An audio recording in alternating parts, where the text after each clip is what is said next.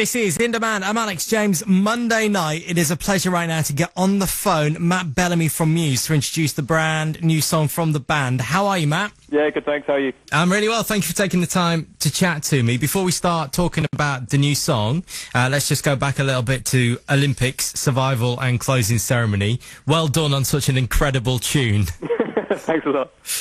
Well, what point were you asked to be involved in that whole process? And I just can't imagine the kind of pressure you might have felt being asked to do something like that. Yeah, we were first approached just as we started making the album. We already have a lot. We already had a lot of the music for Survival in place, you know, and then we were approached and they asked us to sort of do a song, and it was kind of nothing was really confirmed, and we just carried on making the album. But in the back of our mind, we thought this song Survival definitely has the right kind of thing, because the song's kind of about, you know, this sort of this inner strength we all have, the desire to sort of survive under any conditions and stuff. And it's kind of the stuff that I think kind of relates to how athletes think when they're about to, like, you know, jump off the blocks and stuff.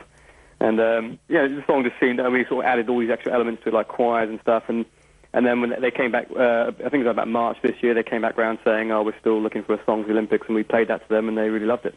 And then it was a no-brainer. So, and then you got the chance to perform at the closing ceremony, which must have been just, it must have taken your breath away.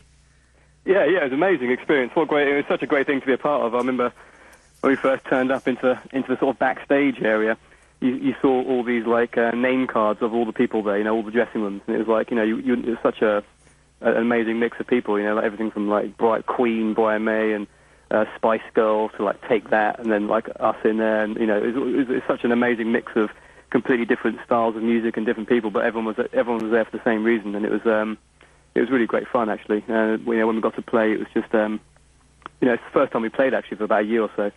So we're really excited to get back on the stage, and but it's just an awesome experience, you know. The crowd was amazing, and the fireworks and everything, and just the whole occasion was just, really proud to do it, you know. And being able to bookend the song when Team GB had done so incredibly well, and the country's on such a high as well, just the perfect story, really. Oh, for sure, yeah. The last few weeks has just been amazing. London's been like, I've never seen anything like it. The atmosphere everywhere you go, and people are so excited about all the sports, and obviously Great Britain's done so great.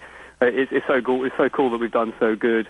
Like, isn't it, like, per capita we're actually number one, aren't we? Because the population is so small. We've got, like, the amount of golds and silvers and bronzes that we've got for the amount of people in this little country is amazing. I like to think they were all listening to Survival before they started, and that's what spurred them on. That's what it was all about. maybe the boxers were. So right, the evolution of Muse. Then we're on to studio album number 6, The Second Law. First single is Madness. The question I'm going to ask you is, does it sound like Skrillex? Is this true?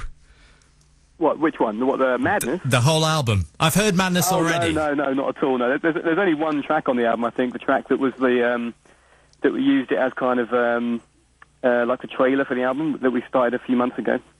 Yeah, that track's called Second Law Unsustainable, and that track was really influenced by kind of Hans Zimmer and kind of film music, and we also threw in some electronic influences. But rather than doing it with electronics, we did it all with kind of real instruments. You know, so we were going with a kind of it's kind of like a sort of Rage Against the Machine meets Hans Zimmer type track. Wow. But for some reason when we put it out, everyone was going, "Oh, this is dubstep." But I think people keep forgetting we're doing all of that stuff with just real instruments, you know. So we're not actually using electronica on that song.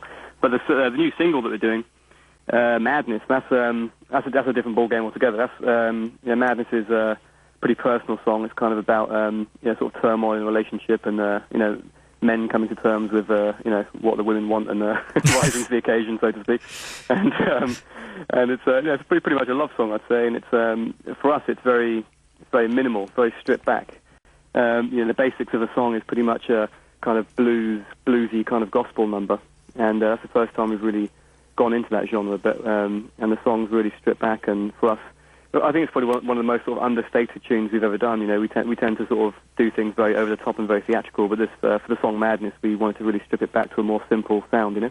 Well, when I first heard it, I was taken a bit by surprise because of that very reason. It was quite stripped back, and it feels quite bare in places, but an almost minimalist, isn't it? Yeah. One of the influences was we're listening to some Prince stuff, and also like Eurythmics and some of that kind of early kind of 80s minimal electronica, you know. That definitely had a bit of an influence on the track, and even though the ending kind of builds up quite a bit, it doesn't ever really sort of suddenly shift into like a sort of rock opera at any point, which I think some people would expect, you know. But For me, I've got to say, I think it's the best song I've ever written. I'm really glad it's, glad we're putting it out as the first single. And you're back on the road in the UK through October with dates across the country. How is the live show then going to evolve with the new album? Because I think if people have never seen it, I've seen you a couple of times live, and it becomes more about, not just about the music, it becomes an experience as a whole seeing you guys on stage, doesn't it? And that's always something I think you've kind of strived to achieve. Oh yeah, for sure. Yeah, we're so excited to go back on the road again. Doing that one song at the Olympics really got us back in the mood again to really go on the road and start playing. And our concerts, I think, are always lots going on. You've got big visual elements, and the songs that we have such dynamic songs that I think it takes people through a kind of pretty intense kind of journey, really. And I think it's definitely worth seeing. I think for a lot of people, they hear our music on record, but it's not until they actually see it live that they really sort of get where we're coming from, Well, I can't wait to see the new tour, and I can't wait to hear the album in full. Matt, thank you very much for your time, and best of luck with Madness. Cool, thanks a lot. Cheers.